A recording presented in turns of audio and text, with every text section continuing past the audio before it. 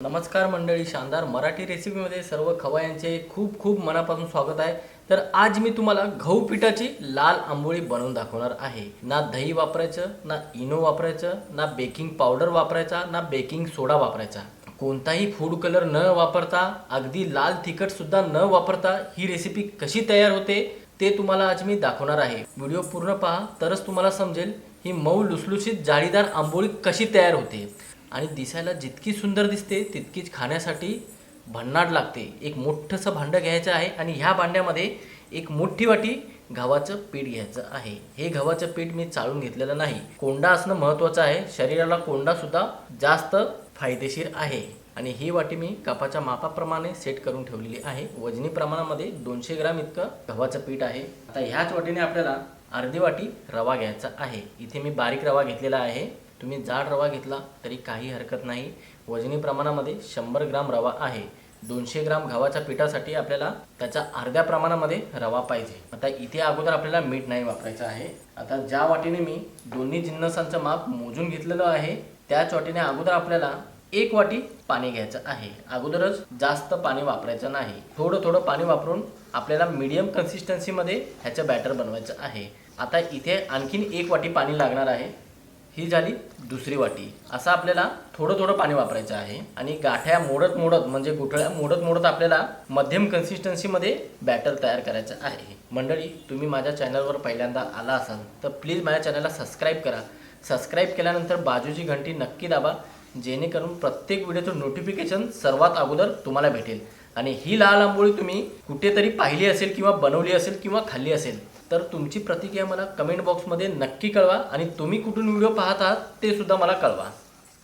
तर मंडळी, थोडं थोडं पाणी वापरून याच्यामध्ये मी 2.25 वाटी पाणी वापरलेलं आहे। तुमच्यासमोर 2 वाट्या पाणी वापरलं आणि नंतर अर्धी वाटीमधलं इतकं पाणी राहिलेलं आहे, म्हणजे समजून जावा ना, पाव वाटी पाणी नंतर वापरलेलं आहे। तुम्हाला जास्त सुद्धा पाणी लागू शकतं किंवा कमी सुद्धा पाणी लागू शकतं, ते तुमच्या रवा आणि गव्हाच्या पिठाच्या क्वालिटीवर अवलंबून आहे, पाणी किती प्रमाणामध्ये शोषून घेणार। आता ह्या बॅटरला आपल्याला जवळपास 2 मिनिटांपर्यंत एका बाजूने चांगल्या प्रकारे फेटून घ्यायचं आहे। बॅटरमध्ये हवा भरली पाहिजे।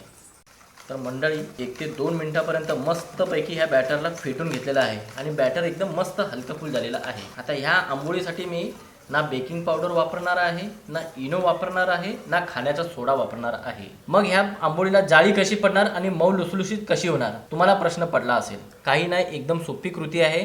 ह्या पिठाला आपल्याला आंबवून ठेवायचं आहे। जवळपास 3 ते 4 तासापर्यंत आपल्याला आंबवून ठेवायचं आहे किंवा रात्रभर सुद्धा आंबवून ठेवू शकता। पण एक गोष्टीची काळजी घ्यायची आहे, आता थंडी आहे, थंडीमध्ये पीठ चांगल्या प्रकारे आंबलं जात नाही। गव्हाच्या पिठाचंच काय, तांदळाचे डोसे बनवत असणार किंवा कोणतेही आंबलेले पदार्थ बनवत असणार तर थंडीमध्ये लवकरात लवकर आंबलं जात नाही। तुम्हाला एक सोपी आयडिया सांगतो, मोठ्याशा परातीमध्ये कोमट गरम पाणी घ्या आणि त्याच्यामध्ये हे भांडं ठेवायचं आहे 4 ते 5 तासापर्यंत, किंवा कोणत्याही घरातल्या उबदार ठिकाणी ठेवलं तरी चालेल, किंवा तुमच्याकडे ओव्हन असेल 10 मिनिटापर्यंत त्याला 150 सेल्सिअसवर प्रीहीट करा आणि त्याच्यामध्ये आपल्याला हे भांडं ठेवायचं आहे। पण ओव्हन बंद करून ठेवा, कमीत कमी 5 तास तरी ठेवू शकता, किंवा रात्रभर तुम्ही गॅसच्या बाजूला म्हणजे तिथे उबदार जागा असते तिथे तुम्ही 12 ते 13 तास सुद्धा ठेवलं तरी चालेल। ते तुमच्यावर डिपेंड आहे, तुम्ही किती वेळ ठेवता। 1 दिवस आधी जरी तयारी केली तर झटपट सकाळी सकाळी हा नाश्ता पूर्णपणे तयार होतो आणि पीठ परफेक्ट आंबलं जातं। आता मी ह्याला मोठ्याशा परातीमध्ये थोडंसं कोमट पाणी करणार आहे आणि त्याच्यामध्ये 4 ते 5 तासासाठी हे भांडं ठेवणार आहे। तर मंडळी, आपल्याला नाश्त्यासाठी लाल स्पायसी चटणी बनवायची आहे, म्हणजेच की लालवाली तिखट चटणी बनवायची आहे। त्यासाठी मी इथे बेडगी मिरच्या घेतलेल्या आहेत 8 ते 9 आणि ह्याला फक्त आपल्याला 2 ते 3 मिनिटांपर्यंत भाजून घ्यायचा आहे। ह्याचा कच्चेपणा निघून जाईपर्यंत भाजून घ्यायचा आहे, हलकासा धूर निघायला पाहिजे तोपर्यंत आपल्याला भाजायचा आहे। टमाटर न वापरता, सुकं खोबरं किंवा ओलं नारळ न वापरता ही चटणी मी तुम्हाला झटपट बनवून दाखवणार आहे। तर मंडळी, आपण पाहू शकता हलकासा धूर मिरचीमधून निघायला लागलेला आहे आणि हलक्या मिरच्या फुगायला लागलेल्या आहे। यावेळेस गॅस बंद करायचा आहे आणि ह्या मिरचीला अगोदर थोडंसं थंड करून घ्यायचं आहे। या बेडगी मिरच्याला एका मोठ्याशा वाटीमध्ये काढून घ्यायचं आहे आणि बेडगी मिरच्याचं देठं काढून घ्यायचं आहे। आता ह्याला आपल्याला रूम टेम्परेचर पाण्यामध्ये भिजत ठेवायचं आहे 10 ते 15 मिनिटांपर्यंत। मिरच्या तुम्ही भाजल्या नसतील तर गरम पाण्यामध्ये भिजत ठेवा। इथे मी मिरच्या भाजून घेतलेल्या आहे म्हणून थंड पाण्यामध्ये, म्हणजेच की रूम टेम्परेचर प्रमाणे पाणी घेतलेलं आहे त्याच्यामध्ये भिजत ठेवत आहे 10 ते 15 मिनिटांपर्यंत। पाण्यामध्ये चांगल्या प्रकारे मिरच्या भिजल्या की ह्यांना आता मिक्सरच्या भांड्यामध्ये काढून घ्यायचं आहे। पाण्यामध्ये चांगल्या प्रकारे नरम झाल्या की रंग चांगला सोडतात या मिरच्या, म्हणजे चटणीला लाल रंग मस्त येतो। आता ह्यासोबतच काही फ्लेवरफुल मसाले वापरू ज्याच्याने चटणी आणखीन खमंग बनेल। सर्वात प्रथम इथे 1 चमचा जिरे वापरायचे आहे, सोबतच 3 ते 4 लसणाच्या पाकळ्या। चटणीला चव चांगली येण्यासाठी इथे मी भाजलेले शेंगदाणे वापरत आहे 2 चमचे, साल नाही काढली तरी चालेल। चटणीच्या बाइंडिंगसाठी 2 चमचे फुटाणे म्हणजेच की डाळवं। चटणीचा कलर आणखीन चांगला गडद येण्यासाठी 1 चमचा लाल काश्मीरी तिखट वापरायचा आहे। चवीनुसार मीठ, थोडीशी कोथिंबीर वापरायची आहे आणि चव बॅलन्स राहण्यासाठी थोडीशी चिंच वापरायची आहे, किंवा तुम्हाला चिंच वापरायची नसेल तर 1 चमचा दही किंवा अर्धा लिंबाचा रस वापरला तरी चालेल। आता अगोदर आपल्याला ह्या चटणीला पाणी न वापरता बारीक वाटून घ्यायचं आहे, मगच ही बारीक वाटली जाणार। तुम्ही अगोदरच पाणी वापरला तर बारीक वाटली जाणार नाही। अगोदर बारीक वाटून घ्या, मग गरजेनुसार तुम्ही याच्यामध्ये पाणी घालून तुम्हाला कशी चटणी खायला आवडते त्यानुसारच पाणी वापरायचं आहे आणि एकदम बारीक वाटून घ्यायचं आहे। चटणी वाटून झाली की याला मोठ्याशा वाटीमध्ये काढून घ्यायची आहे आणि आपण चटणीची कन्सिस्टन्सी पाहू शकता। मी इतकी घट्ट ठेवलेली आहे, तुम्ही सुद्धा अशीच चटणी घट्ट ठेवा, मगच खायला जास्त टेस्टी लागते। जास्त पातळ करू नका। आता चटणी आणखीन खमंग होण्यासाठी आपल्याला इथे ह्याला तडका द्यायचा आहे। त्यासाठी तडका पॅनमध्ये इथे मी 1 चमचा गरम तेल केलेलं आहे आणि या गरम तेलामध्ये 1 चमचा मिक्स मोहरी जिरा टाकायचा आहे आणि थोडेसे कढीपत्ता टाकायचा आहे। तर याला चमच्याने चांगल्या प्रकारे एकजीव करायचा आहे। पाहिलं ना मंडळी किती झटपट चटणी आहे। चला तर मंडळी थोडा वेळ याला बाजूला ठेवू। तर मंडळी 4.5 ते 5 तास झालेली आहे। कण काढायचं आहे आणि एकदा चेक करायचं आहे पीठ आंबलेलं आहे की नाही। गव्हाचे पीठ जास्त प्रमाणामध्ये फुगत नाही, पण आंबट वास येतो बरं का। आंबट वास आला की समजून जायचं परफेक्ट प्रमाणामध्ये फुगलेलं आहे। आपण इतर वेळी डोसे आणि इडलीचे पीठ आंबवतो त्याप्रमाणे फुगत नाही, कारण की त्याच्यामध्ये उडीद डाळ असतं, तांदूळ तर असतात।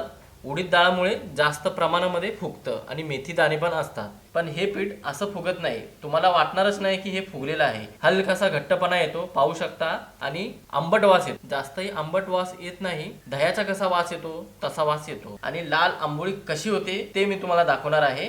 कोणतंही फूड कलर नाही वापरायचं ना लाल तिखट वापरायचं। इथे आपल्याला 1 ते 1.5 चमचा साखर वापरा। ह्या साखरेनंच कॅरेमल रंग येणार, म्हणजेच की लाल रंग येणार। आणि आता चवीनुसार मीठ टाकायचं आहे। मीठ आपल्याला पीठ आंबल्यानंतरच टाकायचं आहे, त्याच्या अगोदर तुम्ही मीठ टाकलात तर आंबवण्याची प्रक्रिया थांबते, म्हणून मीठ कधीही पीठ आंबल्यानंतरच टाकायचं आहे। पुन्हा आपल्याला 2 ते 3 मिनिटापर्यंत एका डायरेक्शनमध्ये या पिठाला फेटून घ्यायचं आहे। हलक्या हाताने फेटायचं आहे, जोरजोरात फेटायचं नाही। जोपर्यंत साखर विरघळत नाही तोपर्यंत फेटायचं आहे, म्हणजे पिठामध्ये साखर ही चांगल्या प्रकारे मेल्ट होणार आणि पीठ मस्तपैकी फुगणार। म्हणून फेटणं ही फारच महत्त्वाचं आहे पीठ आंबल्यानंतर सुद्धा। 2 ते 3 मिनिटापर्यंत मस्तपैकी या पिठाला फेटल्यानंतर पीठ मस्त हलकं फुल झालेलं आहे। आणखीन एक महत्त्वाची टीप देतो, जसं आपण मीठ नंतर वापरायचं आहे पीठ आंबल्यानंतर, तसंच साखर सुद्धा नंतर वापरायची आहे। साखर तुम्ही अगोदर वापरला तर साखरेला पाणी सुटेल आणि आंबवण्याची प्रक्रिया पूर्णपणे थांबते, म्हणून साखर आणि मीठ दोन्ही जिन्नस नंतरच वापरायचे आहे। आणि पीठ पूर्णपणे परफेक्ट तयार झालेलं आहे। 1 ते 2 चमचे पाणी लागू शकतं किंवा नाही लागू शकत, ते तुमच्या पिठाच्या आणि रव्याच्या क्वालिटीवर अवलंबून आहे। माझं पीठ तर परफेक्ट झालेलं आहे, तुमचं घट्ट सुद्धा होऊ शकतं, म्हणून 1 ते 2 चमचे तुम्ही पाणी सुद्धा वापरू शकता। चला तर मंडळी फटाफट आता मी तुम्हाला मस्तपैकी लाल आंबोळी तयार करून दाखवतो। तर मंडळी ही गहू पिठाची लाल आंबोळी बनवण्यासाठी इथे मी स्पेशल डोसा तवा पॅन वापरत आहे। तुम्ही वाटलंच तर नॉनस्टिक कोणताही पॅन वापरला तरी हरकत नाही। आता आपल्याला तवा चांगल्या प्रकारे गरम करायचा आहे, मग ह्याच्यावर आपल्याला 1 ते 2 थेंब तेल टाकायचं आहे। तेल टाकलं की ह्याला चांगल्या प्रकारे पुसून घ्यायचं आहे। तेल आपल्याला अगोदरच जास्त वापरायचं नाही, तुम्ही तेल जास्त वापरलात तरी ही आंबोळी गोल गरगरीत येणार नाही, म्हणून तेल आपल्याला फक्त नावापुरतं टाकून तव्याला चांगल्या प्रकारे असं पुसून घ्यायचं आहे। आणि तवा आपल्याला कडकडीत गरम झालं की गॅस आपल्याला एकदम मंद करून टाकायचा आहे।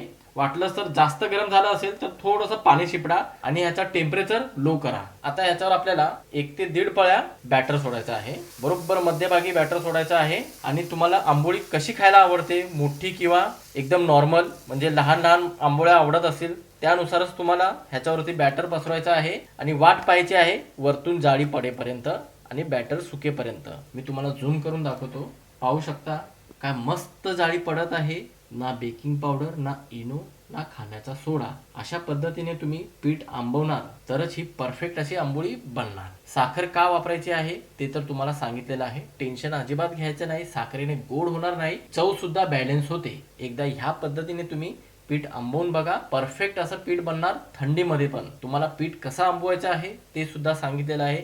व्हिडिओ स्किप न करता पूर्ण पहा, तरच तुम्हाला कळेल ही लाल आंबोळी बनते कशी. तर पाहू शकता मंडळी, वरतून जाळी ही मस्त पडलेली आहे आणि बॅटर चांगल्या प्रकारे सुकलेलं आहे. आता वरतून आपल्याला असं तेल लावायचं आहे. आता ह्याला पलटी मारायचं आहे. अजून कलर आलेला नाही बरं का लाल. आता पलटी मारल्यावरच लाल कलर येणार दोन्ही बाजूने. हे पाहू शकता, हे दुसऱ्या बाजूने कलर आलेला आहे, म्हणजे खालच्या बाजूने मस्त हा कलर आलेला आहे. हे पहा, जबरदस्त असा लाल कलर आलेला आहे. साखरेमुळे लाल कलर आलेला आहे, ह्याला म्हणतात कॅरेमेल रंग. आता खालच्या बाजूने एकाच मिनिटापर्यंत गॅसला मंद करून भाजून घेऊया. असं दाब देत देत ह्याला दुसऱ्या बाजूने भाजून घ्यायचं. चव चांगली येते बरं का. हलकासा कुरकुरीतपणा येतो आणि लाल रंग येतो. पाहू शकता, मस्त असा लाल रंग आलेला आहे, म्हणून ह्याला बोलतात लाल आंबोळी. आता ह्याला मी एका प्लेटमध्ये काढतो. अशाच पद्धतीने उरलेल्या पिठाचे सर्व लाल आंबोळ्या बनवून घेतो. मस्त अशी गव्हाच्या पिठाला आंबवून अशी मस्त पौष्टिक लाल आंबोळी तुम्ही सुद्धा बनवू शकता. आणखीन एक महत्त्वाची टिप देतो, ह्याच्यामध्ये तुम्ही साखर आणि मिठाबरोबर पीठ आंबवल्यानंतर 1 ते 1.5 चमचा बेसन सुद्धा वापरू शकता. बेसन वापरल्याने चव आणखीन चांगली येते, आणखीन नरम होते ही आंबोळी आणि दिसायलाही सुंदर दिसते. मी नाही वापरलेला आहे, तुम्ही वाटलंच तर वापरू शकता आणि जबरदस्त अशी लाल आंबोळी तुम्ही सुद्धा बनवू शकता. मंडळी, इतकी हलकी फुल झालेली आहे आणि जबरदस्त अशी जाळी पडलेली आहे. ना इनो वापरायचा, ना सोडा वापरायचा, ना बेकिंग पावडर वापरायचा, ना दही वापरायची. नैसर्गिक पद्धतीने आपल्याला पीठ आंबवून घ्यायचं आहे आणि झटपट सकाळच्या नाश्त्याला किंवा मधल्या वेळेस सुद्धा ही आंबोळी तुम्ही बनवू शकता. पाहू शकता किती नरम झालेली आहे, एकदम कापसाप्रमाणे ही आंबोळी तयार झालेली आहे. तर मंडळी, आजची रेसिपी कशी वाटली नक्की कळवा. तुमची प्रतिक्रिया मला कमेंट बॉक्समध्ये. चला तर मंडळी, अशा नवनवीन रेसिपीसह पुन्हा एकदा भेटूया. धन्यवाद.